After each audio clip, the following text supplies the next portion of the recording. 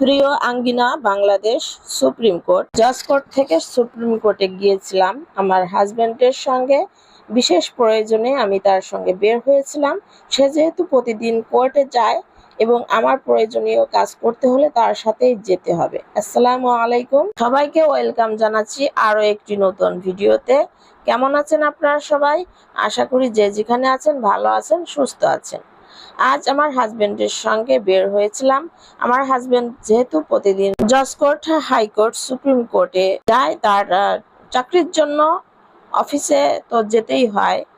তো আমারও যদি কোনো প্রয়োজন থাকে, প্রয়োজনীয় কাজ করার জন্য তার সাথেই যেতে হয়, কারণ আমি একবারেই তাকে ছাড়া চলতে পারি না। আর ঢাকা শহরে তো আসলে একা ঘোরাও সমস্যা। তো প্রথমে জজ কোর্ট থেকে সুপ্রিম কোর্টে যাওয়া হলো আর কি। আর ছেলে মেয়েকে বাসায় রেখে গিয়েছিলাম। আমার হাজবেন্ডের কাজটা হচ্ছে আগে